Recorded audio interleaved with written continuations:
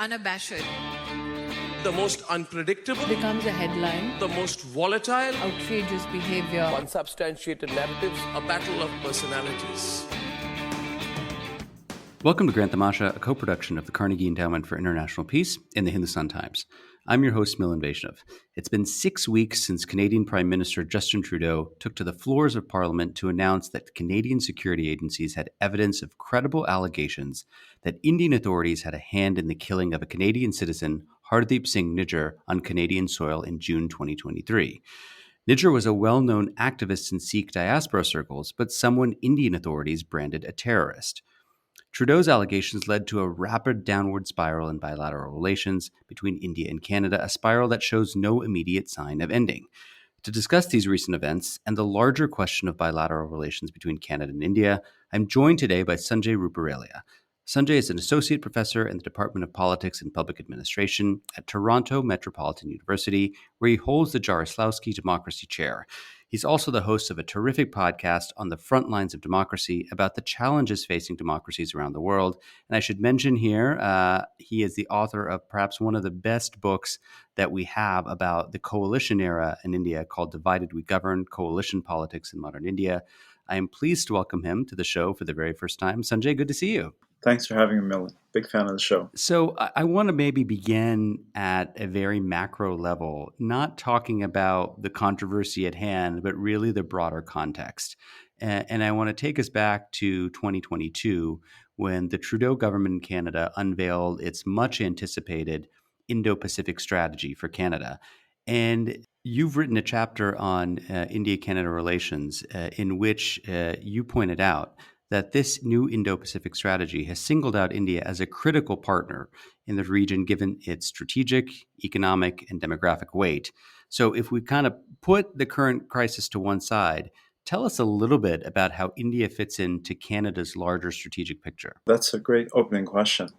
So as you said, it was a year ago that this new policy was unveiled, and the counterpoint to it obviously was China, which the document, the strategy, described as a disruptive and increasingly disruptive global power, whose values and interests increasingly depart from Canada's. So what Ottawa was trying to do in this Trudeau government was to say that we're in a crisis with China. And it's probably important just to flag what in particular were the tensions. So under the Trudeau government in particular, but even before, there was a ramp up of trade between Canada and China, like so many other countries in the world. But it was following the arrest of Meng Wanzhou, the head of Huawei, that China retaliated in what was called a hostage diplomacy of the so-called two Michaels, Michael Kovrig and Michael Spavor, who were kept for over a year, almost a year and a half, in custody in detention. There were trade bans that were imposed on Canada by the Chinese. There was a real escalation in tension and a deterioration in diplomatic relations. So that's the kind of context in which this Indo-Pacific strategy is unveiled. And as you said, India is described as a critical partner. And there are a number of pillars that the strategy articulates as being the foundation for this relationship. So a shared commitment to democracy and pluralism and the belief in a multilateral order, a desire to expand trade, investment, and commercial opportunities, particularly diversification of supply chains. And of course, these people-to-people ties, which we'll get into, there's always been a strong Indian diaspora in Canada. It goes back over 100 years. But in the last decade, it has seen a remarkable transformation. Just the growth of the size of the Indian diaspora and its significance and influence in many walks of life here has actually been quite extraordinary. And that's the backdrop to this. So you have alluded to something that we're going to dig into here in this conversation, which is the diaspora, right? You've noted that relations between India and Canada have improved significantly over the past 2 decades. And a major reason for this is this phenomenal growth of the Indian diaspora in Canada, which has kind of built this bridge of people-to-people ties. Tell us a little bit about how quickly this diaspora has grown and, what place does it sort of occupy in Canadian sort of social and political life today? So if you first start just with some baseline figures, the number of new immigrants coming to Canada from India in the last decade have almost quadrupled per year. It's astonishing, around 30,000 a year to about 120,000. Canada at the same time seen a massive boom in international students. There's a sort of political economy that's underlying that, like in most cases. Today, 40% of all international students in Canada come from India. I mean, it's an extraordinary number. And in some places, actually in many parts of the country, but particularly in Ontario, the largest province where I am, it's kind of extraordinary. The revenue that Indian students generate for the colleges, so that's like the tier two, what's in the United States, right? Two-year colleges, more applied vocational technical work degree programs. The revenue that's generated by Indian student tuition is greater than what the government of Ontario gives to these colleges. So that's just how important that is. And that's just sort of the trend over the last decade. Quite extraordinary. And then if you look at it in many walks of life, journalism. When I left Canada 25 years ago before I returned, there was just then one prominent journalist of Indian background who made it onto national TV. By the time I came back in 2019, just like the United States, all the major networks, all the major papers. You see it particularly in political life. Many MPs, many leaders in the respective parties, the Conservatives, the Liberals, the NDP, I'll talk, of course, about some of them as we go on, come from the Indian diaspora. When the Trudeau government was elected in 2015 in a surprise election, because they were third in the polls a year before, he inaugurated the most diverse cabinet in the history of Canada, along gender and ethnicity and race, even indigeneity. The joke that was happening in Ottawa, at the time, was that there were more Sikhs in the cabinet in Ottawa than there were in New Delhi, right? So it's been very important. And then, of course, if you see it in other walks of life, in business, and finance, and commerce, entertainment, it's really important to see how this has grown. Today, roughly 5% of the Canadian population is in the Indian diaspora. And it was roughly 2% about a decade ago. So it's just a remarkable change, a remarkable transformation that its ramifications are still being understood and studied. So there are a lot of positive trend lines in the relationship between these two countries. The growth of people-to-people ties arguably is one of them. There have been lots of irritants as well, and I want to ask you about some of those. We'll come back to the diaspora in a second, but let's just start maybe with security and trade. So if you look at the security front, Canada has been, I think it's suffice to say, uneasy with some of the positions India has taken, not least with respect to the Russian invasion of Ukraine. Where does the so-called strategic convergence between Canada and India break down, when the rubber meets the road?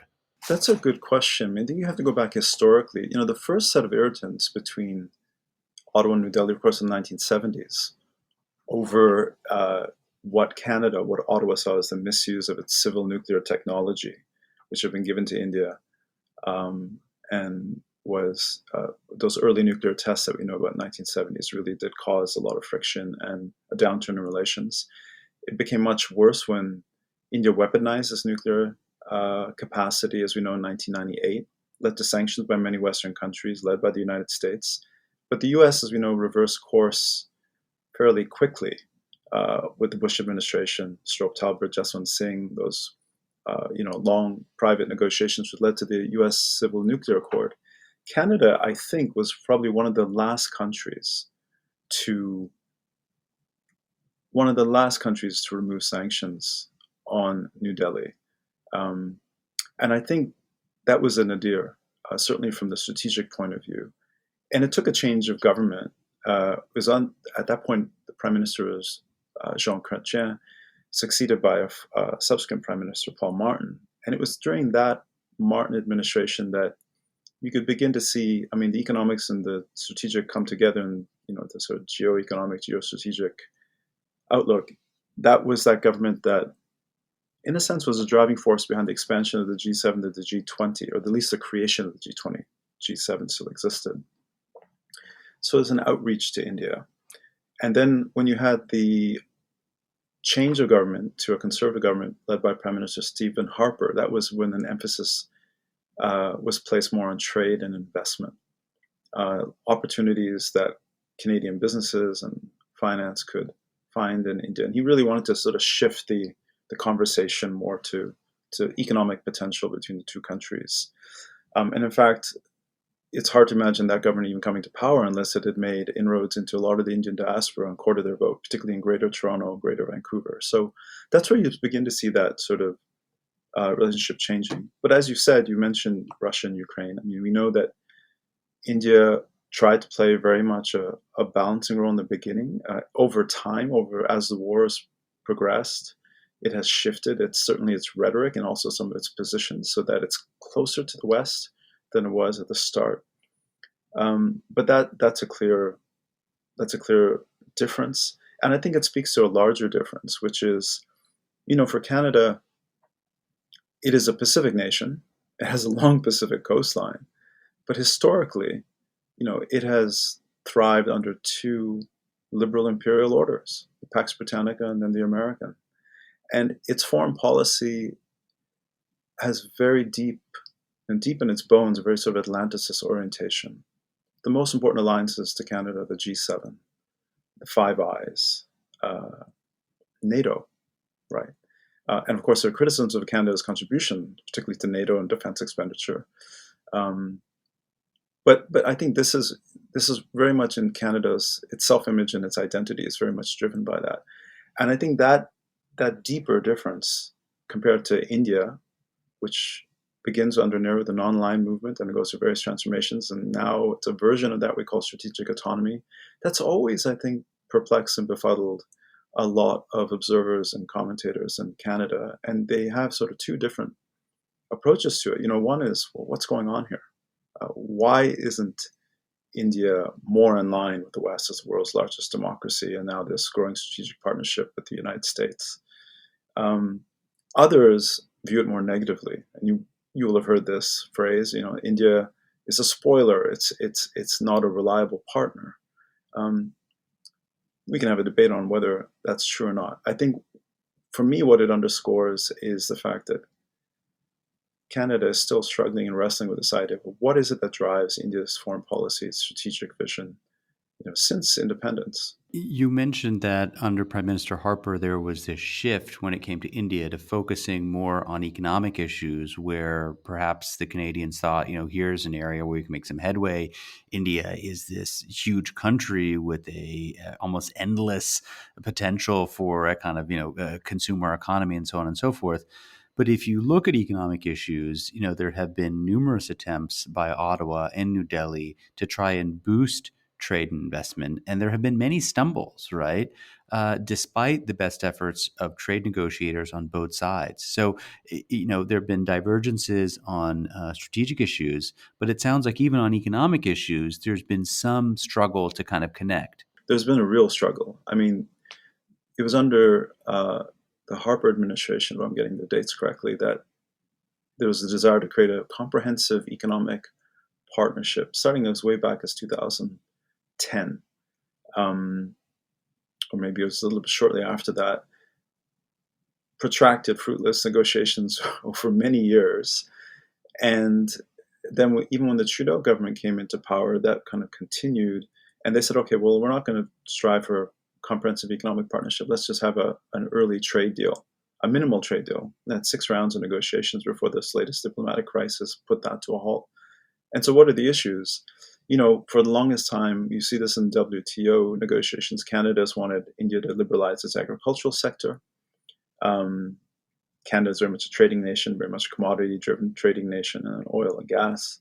The Indian government, as we know, has always been very resistant to agricultural liberalization.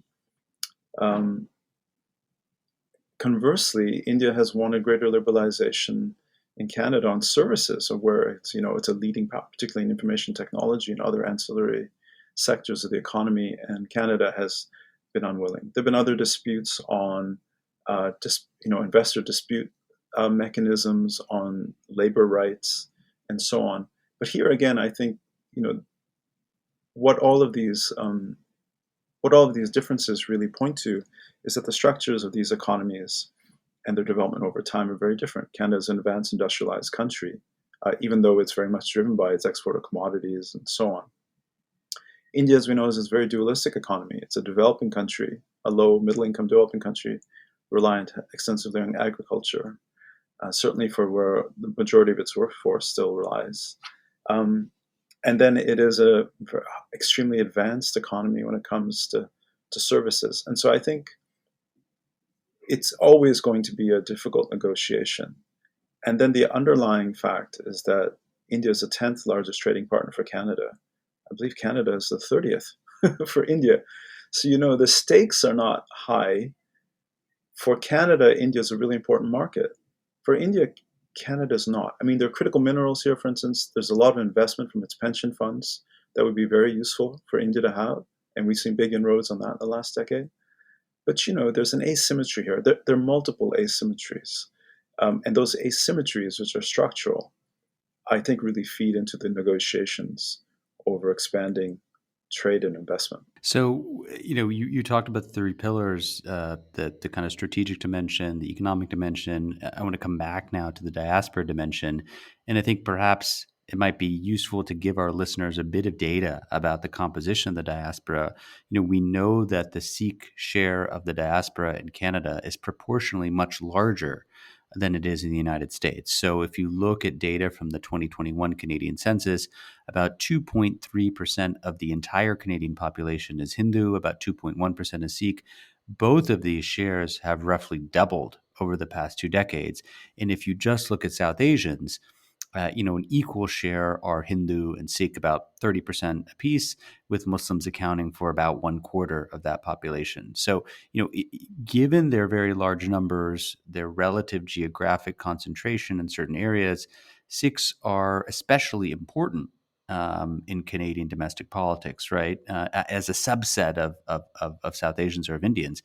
How do you characterize the Sikh population in particular as a political constituency in Canada today? Well, it's a very powerful constituency for several reasons. One, you've already stated, which is they have a rough parity here in terms of the share of the population, almost half, as we're saying, or at least equal share to those who would identify as Hindu. So that's first. That's kind of a structural fact. The second is that the Sikh diaspora in Canada began settling late 19th century. It's a very old diaspora. Is influential and present in many different parts of Canadian public life. And over time, and certainly in the last 20, 30 years, become highly organized politically, especially at the riding level, the sort of where parties in Canada make decisions about who's going to run for them in office at the provincial level and the federal level. So there's been a lot of writing, a few studies, more journalistic writing about how the Sikh community has been very organized politically to have a great deal of influence in these riding nominations, in which very few people participate. So, if you show up with 50 supporters at a meeting where there's only 120 present, well, you're going to be able to you're going to be able to really exert influence that's far greater than your percentage even in the Indian diaspora, let alone the community at large. So that's another factor. And I would say the third, which is really quite striking, is that you will find politicians across the parties spectrum, the NDP, the Social Democratic Party here, the Liberal Party, and the Conservative. At the moment, it is the Liberal Party that has the most number of MPs that are Sikh. But the Conservatives also have two very prominent members. And of course, the NDP currently is led since 2017 by Mr. Jagmeet Singh, who is a Sikh. And so their visibility politically, and not just their visibility, but their influence in Canadian politics is disproportionately high compared to certainly the percentage of the population. So this issue of Khalistan, the idea that there should be a separate sovereign homeland for Sikhs, this is something that has plagued Canada's relations with India since at least the 1980s. Canadian officials believe India exaggerates the threat from the Sikh diaspora in Canada and the threat that is posed by Sikhs there who are advocating for a Khalistani nation. India, of course, believes Canada is harboring actual terrorists. How central has this dispute over Khalistan been as a bilateral issue between the two governments? It's been incredibly important. I mean, I think something that maybe listeners, certainly in the US may not know. And I was actually surprised to find out how few in Canada knew of a recent poll that I'll mention in a moment. The worst terrorist incident in this country's history was the bombing of the Air India flight in 1985, which over 320 passengers died, and 280 of them were Canadians of Indian origin. Right? That happened in 1985, following the anti-Sikh pogrom in northern India, particularly New Delhi, which followed, as we know, the assassination of Indira Gandhi. And preceding that, the Khalistani movement in the Punjab in the late 1970s or early 1980s in particular had become more militant and violence had broken out, right, between Sikhs and Hindus. So that backdrop is so important to understanding why this is such a sensitive issue for Canada and India and its relations. And the other thing that really struck me, there was a survey released about a few weeks ago in the midst of this growing diplomatic crisis by the Angus Reid Foundation, the Angus Reid Company does these surveys, and it asks Canadians, how many of you know about what happened in 1985? How many of you know who was responsible? And I was quite shocked, actually, that, depending on whether you're asking young voters or asking the population at large, it breaks down in different ways. But anywhere between 70 to 90% of respondents didn't know that Khalistani activists were responsible for that terrorist incident. And then it took a very long time for anyone to be charged or booked, and that took over a decade. And then I'm now forgetting.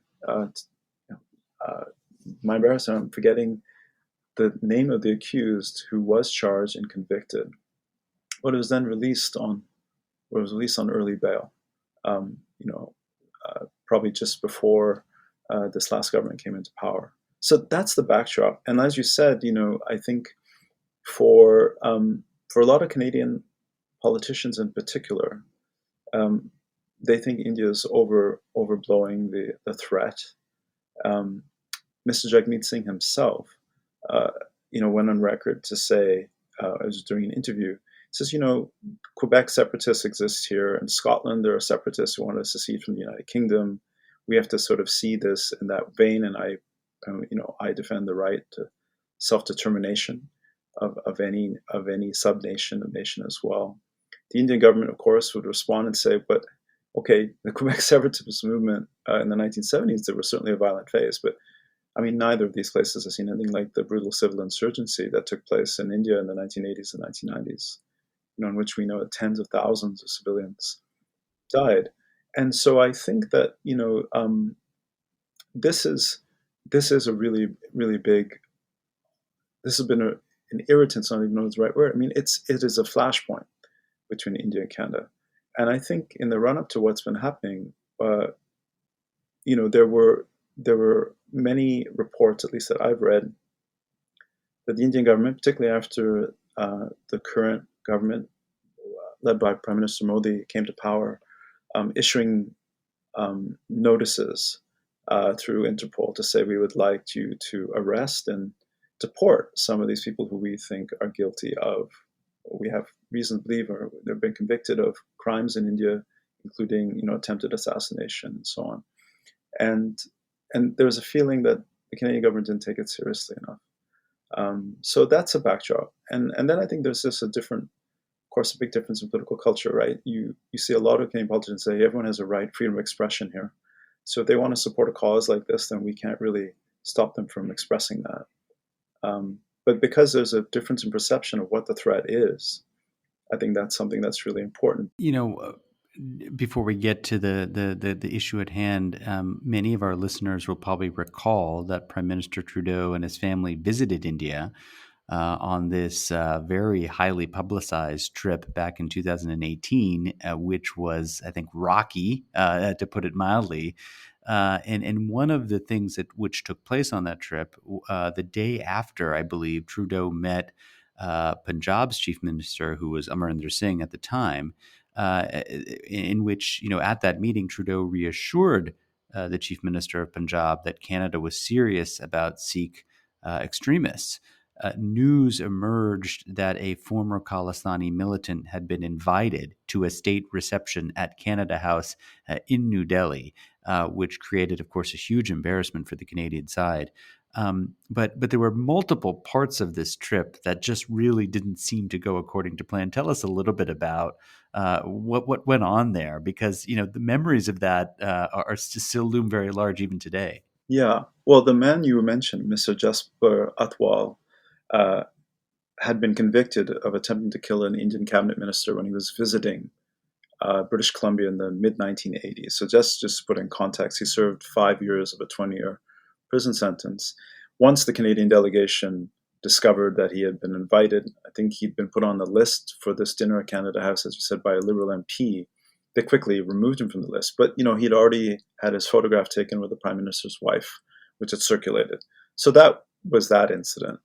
Then you also had the fact that, the Canadian delegation had arrived. It was an 8-day prime ministerial visit. That's a long time to spend in another country. And even the sequence of events, or the sequence of the trip, I suppose, instead of beginning with an official meeting with Prime Minister Modi and his cabinet and others, and ending it with a visit at the Taj Mahal, I think it was sort of done in reverse. So, a lot of people are saying, what's this trip about? Is it an official, serious, prime ministerial trip or not? And then, of course, the third one, which, you kind of alluded to in your question, is Prime Minister Trudeau and his family, I suppose, very much in the spirit of wanting to, blend in to India. We're clothed in kurtas and so on. You and I wear them all the time when we're in India. Probably not the same type. These were incredibly flashy. I think it was high-colored referred to ones. as like Bollywood cosplay by some Yeah. columnists. That's right. So really brightly colored, kurtas. Again, I don't think I've ever worn. If you wear them, you might wear them at a wedding of some type. It was just seen as sort of, initially, sort of amusing, but then increasingly as the trip wore on, and when these other much more serious incidents were arising, like, this is not serious. You're not taking this trip seriously enough. This is a lot of fun and games, whereas we're taking this trip seriously. So why aren't you? And I think it came across as just lacking the certain political maturity that you would expect from a visit like this. And so it played very badly. And it was a diplomatic fiasco. I mean, by the time the Prime Minister returned to Canada, I mean, the papers here were awash with, a lot of critical reporting and coverage saying that this is such an incredibly valuable and important relationship for all the reasons we've talked about, strategically, economically, people-to-people ties, and it's a small disaster. And how are we going to recover from this? And of course, in some ways, we haven't recovered from it. Things have just gotten worse.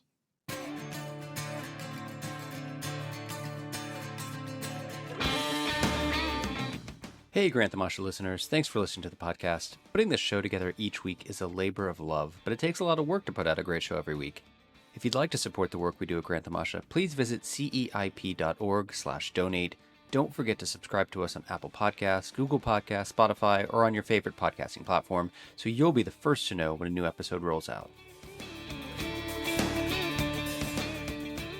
So, some of our listeners may be wondering why we've spent about half an hour talking about all of this background, but I think it's really important because you can't really understand the present circumstances without this history. And Sanjay, you've recounted it really eloquently. Let's now come to the present day. It was pretty obvious, I think, to most people who are paying attention that Prime Minister Trudeau received a pretty cool reception from Prime Minister Modi and other Indian counterparts when he came to Delhi this September for the G20 Leader Summit. We now know this is not because of the general malaise in bilateral relations, but really something more serious. After coming back to Canada, Trudeau shocked the world, really, by telling the Canadian Parliament that his government had credible evidence to suggest that Indian authorities were involved in the assassination of a Sikh activist named Hardeep Singh Nijjar in June of 2023. Again, an individual that Indian authorities have designated a terrorist. Nijjar was killed while exiting his Gurdwara outside of Vancouver, in a killing that formally remains unsolved. Maybe we could just start by asking you, Sanjay, tell us a little bit about who was Nijjar and why might he have been a target? Yeah, so he was an advocate, as you said, for an independent Khalistan. He arrived in Canada in 1997. After he'd been briefly arrested in the Punjab, along with some members of his family for being part of the movement. He arrived and sought asylum and also citizenship, and he was denied twice by the Canadian authorities. But he very much settled into this area of British Columbia, Surrey, BC, where he resided, became very active in the local Gurdwara. By profession was a plumber, had a young family, and was described by his family and his community very much as a peaceful activist. I mean, a very vocal, strident activist, but a peaceful activist for Khalistan. The Indian government saw him very differently. They actually issued a red corner notice through Interpol in 2014 asking Canada to arrest and deport him and to extradite him, saying that he was the so-called mastermind of a group called the Khalistan Tiger Force and had been accused of terrorism, direct involvement in the killings of prominent Indian citizens, a bomb blast in Punjab in 2007. So again, you're getting really contrary accounts of who this person was. And I think that's a backdrop to who he was.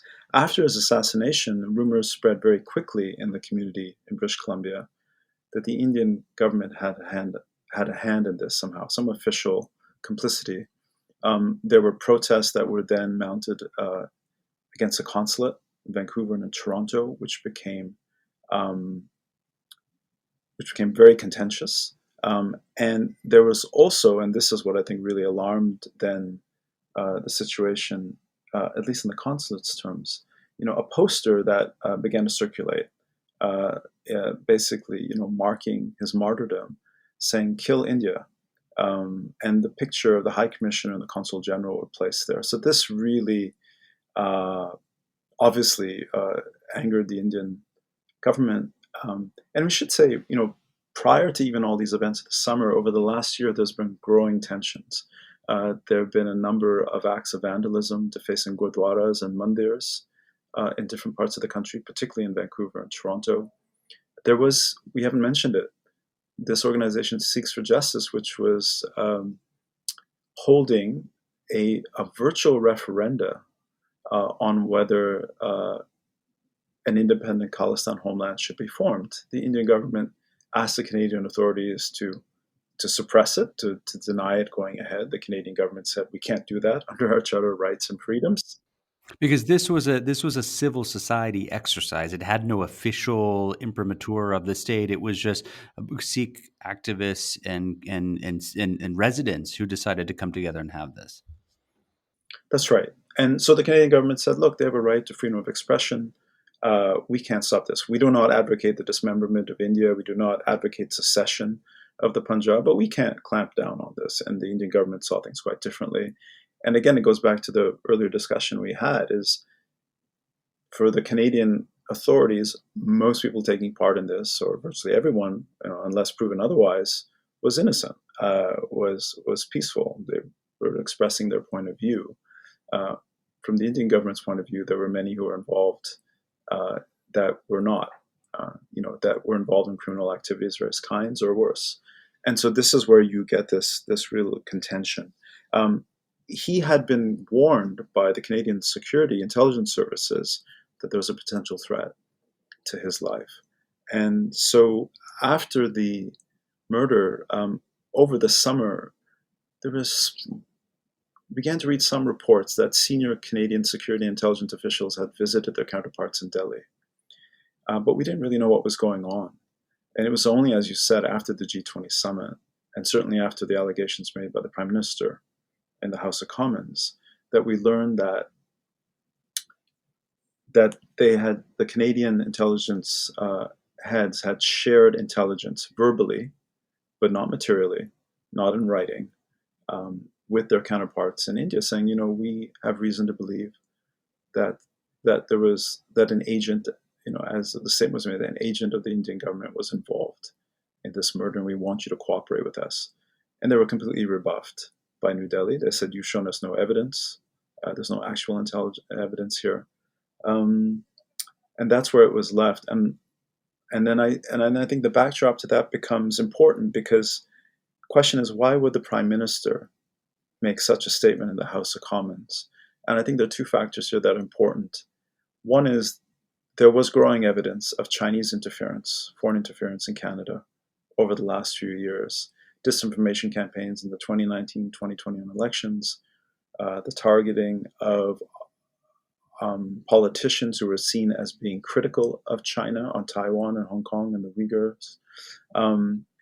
And the Liberal government was seen to have been slow in response or even mishandled it. There was a public inquiry, a commission set up, which wasn't seen as being credible because it wasn't neutral or independent enough. And so the government was already on the back foot. That looked like it was being, slow on the uptake with potential interference, or even worse. And the Globe and Mail, which was the paper that was covering growing Chinese interference in Canada, was about reportedly to publish a story on Mr. Nijjar's murder and the fact that India may have had a hand in it. So that's really what probably forced the Prime Minister's hand, because it's an explosive allegation to make him Prime Minister in the House of Commons of a country which, of course, has long-standing friendly ties with Canada. It's fascinating because, I think we've been all having this debate, right? Like, how could you go out there as the prime minister of a pretty important G7 country and call out the agents of a country that you've ostensibly been trying to court for multiple decades, and you've built a strategy around, unless you had credible evidence, right? I mean, you would have to be crazy. Now, of course, we have not seen the evidence, and I suspect there could be multiple reasons for that. One could be, obviously they want to protect sources and methods. There have been media reports suggesting that another Five Eyes country, perhaps the United States, perhaps not, may have contributed important signals intelligence that fed into the Canadian assessment, and obviously that would put that other unnamed country at risk of blowback as well.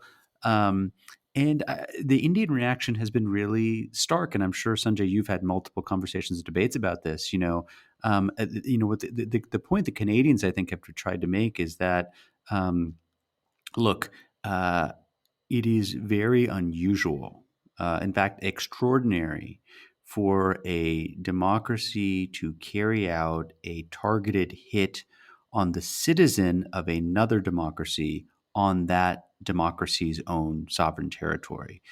And the reason that's extraordinary is because, one assumes that these are rule of law countries. And in rule of law countries, there are official mechanisms to adjudicate these kinds of disputes, right? And so any reference to Osama bin Laden's killing, or General Suleiman, or drone attacks in Yemen and Pakistan those, we can debate all of those, obviously, are not really in this same category. And I'm just curious, how you've experienced this debate, because I'm sure it's been the subject of many conversations. Yeah. Well, I mean, as you're describing this point of view, I can probably even imagine the columnist who wrote that. It's probably Andrew Coyne at the Globe and Mail. I mean, there was this, I think what was extraordinary, just to set up that conversation, is the official Indian government reaction to the allegations, which again were extraordinary. And also extraordinary was, after making them, the Prime Minister in the House of Commons says, we don't want to escalate the situation. Well, it's kind of hard to know how you could not escalate it, given that the most important political leader in the country made it in the most important venue that you possibly could make it. The Indian government's reaction, as we know, was twofold: that these allegations were absurd, and that they were motivated, uh, which means, of course, that there was some electoral or political reason driving them. That the government and other party leaders were too beholden to the Sikh community for political reasons, electoral reasons, and so on. Which It's the kind of the vote bank politics, right? vote banks, and to be honest, I mean, it. On the one hand, yes, those are very important communities, but on the other hand, well, you can't really give much credence to it, can you? I mean, you can't make allegations like this of another country simply for some short-term electoral dividends. So most Canadians gave not so much benefit of the doubt. They believed the Prime Minister, I imagine, that he wouldn't have made such an allegation. The Indian government reacted very harshly, right? So the Canadian government expelled a senior Indian diplomat who was identified as a senior intelligence officer belonging to RAW. The Indian government also then retaliated by expelling a Canadian diplomat who was also senior intelligence officer. That was noted early in this diplomatic crisis, but not since. Canadian papers don't talk about it that much anymore. And then, of course, what we saw was a suspension of all visa services, which, given what we talked about earlier, just the rising number of immigrants and visitors and students coming from India is a real issue. And then, as we've seen in recent weeks, again, what was seen as unprecedented, the Indian government saying, for reasons of parity, we want Canada to reduce its diplomatic presence in India to be the same size as the Indian one in Canada. And we give you till October 10th. And after that, we remove diplomatic immunity. Now, that was, again, a kind of really shot across the bow. October 10th came and went. Minister Jaishankar and his counterpart here in Canada, External Affairs Minister, Foreign Minister Melanie Joly, apparently met in, I think, Washington, as well as reported, to see if they could smooth this thing out. But by October 20th, obviously, there wasn't any progress. And 41 Canadian diplomats and their families had to be removed. So that's what's happened here. I think the other thing that's really shocked and dumbfounded commentators in Canada would be, on the one hand, the Indian government said, this is absurd and motivated and outrageous. And so they had this very heavy-handed response. But then on the other hand, as you've said, they said, well, other countries do it too, right? In Canada, the reporting was, well, this is what Russia does in Britain and in its own territory, or this is what Saudi Arabia does, right? Referring to Jamal Khashoggi. The Indian government, in a commentary, as we have both read, said, well, targeted killings have been carried out by the United States for a long time, and so have they been done by Israel. And in the case of Israel, also in Europe, right, as we know historically. So I think there's, it seems like a contradictory response. On the one hand, we're absolutely innocent. On the other hand, how dare you tell us what we can and cannot do when you've done it yourself? So that's kind of where we are. It's a really fractured relationship, and it's going to probably take an incredible amount of work and probably, well, some people would say a change in government before things can reset. I want to ask you about that. Before I do that, let me just ask you about the U.S. role here, right? Because the entire episode that we've just recounted has put the Biden administration in a very tight spot, right? Because on the one hand, they feel the need, quite understandably, to express solidarity with Canada, their neighbor, they're one of their biggest trading partners, their key NATO ally.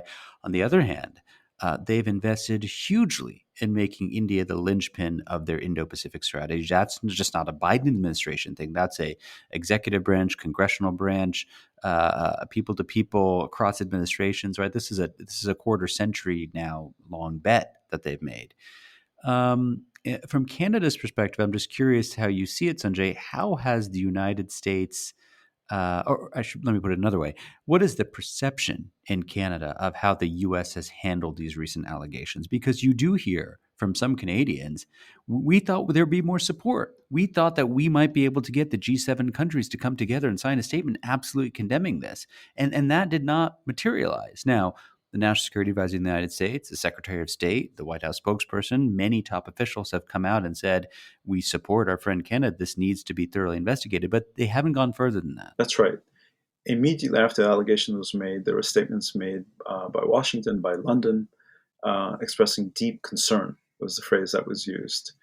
And then a report in the Washington Post itself, which alleged that Canada had tried to get the Five Eyes to issue a collective statement condemning India, was rejected or rebuffed by the Allies, was aired. I think it was actually on the day after, which then led to what you just mentioned, right? That the National Security Advisor, Secretary of State said, no, we take this very seriously, and we expect and encourage New Delhi to cooperate to the fullest extent possible. And I think that's what led to the change for a moment in the atmospherics when Mr. Jaishankar was in New York at the Council on Foreign Relations fielding these types of questions, where he's saying, look, if you have evidence, please show it to us. We're happy to cooperate. I mean, that was the tone of that. Right. But as we know, that changed very quickly.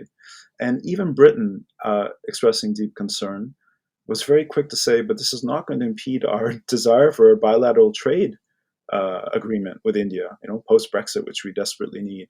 So I think that's what you see here is there's a sense in which there's a growing realization in Canada, and it's probably belated, but it's been there for some time, that yes, these are close allies.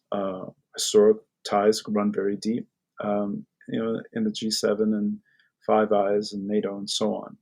But this is a new world, right? This is the so-called Pacific century. It's a rise of Asia with all of its contradictions, problems, and looming threats, even within the Indo-Pacific. And a country like the United States is taking a long-term strategic bet, as you put it. And although this is something that I probably wishes, of course, never happened, and I'm sure there's a lot of stern talk going on behind the scenes between Washington and New Delhi to find out what's really going on, it's not going to dislodge that. Canada very much feels alone, is probably the best way of putting it. And I think what we're seeing now in Ottawa is a real scrambling to say, we had unveiled this new Indo-Pacific strategy. We thought we were going to, we're beginning to frame how we should be approaching now the third decade of the 21st century going forward to mid-century. And this whole strategy was framed on trying to contain the disruptive global force of China. And India was the linchpin. And now the two most populous countries in the world, the two fastest growing economies in the world, Canada has really difficult relationships with. So, Sanjay, just to kind of bring this to a close, looking to the future, I mean, you've already kind of addressed this, but let me just kind of ask it a different way. I think people are asking the question of how Canada gets out of this mess vis-a-vis India. And I think it comes down to this question, which you kind of dipped your toes into. So let me take you back there. Is a reset in relations even possible, so long as Trudeau remains in office as prime minister? I think it's going to be really hard. I think the conflict and the friction over the Khalistani question between India and Canada precedes the Trudeau government, for sure. But this most recent deterioration in relations happened under this government's watch, right? 2016, 2018 visit. We didn't mention something very important during the farmers' protest movement in India. Prime Minister Trudeau, being pushed by, again, Sikh communities, Right. threw himself into the debate and said vocally that Canada supports the right of the farmers' movement, but of course, particularly the Sikhs who were involved in that movement and from the Punjab to protest peacefully, and earned a stern rebuke, of course, from the Indian government at that time, saying you're interfering in our domestic affairs. Now, that's a different kind of domestic interference than what the Canadians are alleging. Right. But, I think there's just been so much bad blood and so many negative turns in this relationship under this government. I think the most they can probably do right now is just try to avoid any further mishaps, further conflicts, further fiascos, and just try to stabilize things as much as possible. There's an election, which I know you have your eye on in India, and coming up within 2024. This government is a minority government in partnership with the NDP. They have an agreement that should take to the 2025, but we don't know how long the government's going to last either. There's been growing tensions within it as well. So I have a feeling that the most anyone's trying to do, if I was a diplomat in Global Affairs Canada or in the Prime Minister's office, you're saying just try to stabilize this relationship as much as possible. And then it may well take new administrations in Ottawa, certainly, and who knows, maybe New Delhi as well. But that's a different question, to see if you can reset this relationship. My guest on the show this week is Sanjay Ruparelia. He is an associate professor in the Department of Politics and Public Administration at Toronto Metropolitan University, where he holds the Jaroslawski Democracy Chair. He is the host of the podcast On the Front Lines of Democracy and the author of Divided We Govern, Coalition Politics in Modern India. Sanjay, it was so good to talk to you. We didn't really get to talk about India, so hopefully we can do that next time on Indian domestic politics, which is the what you do with the other side of your brain. But thank you for kind of enlightening us and educating us on India-Canada. Thanks for having me on the show. I'm a huge fan, and it's great to have this chance to talk with you.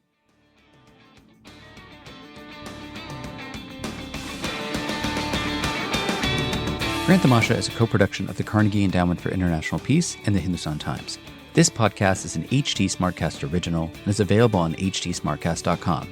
You can also find us on Apple Podcasts, Google, Spotify, or wherever you get your podcasts. Don't forget to rate and review. It helps others find the show more easily. For more information about the show and to find the writing we mentioned on this week's episode, visit our website, granttamasha.com. Tim Martin is our audio engineer, and Mira Verghese is our executive producer. Thanks for listening, and see you next week.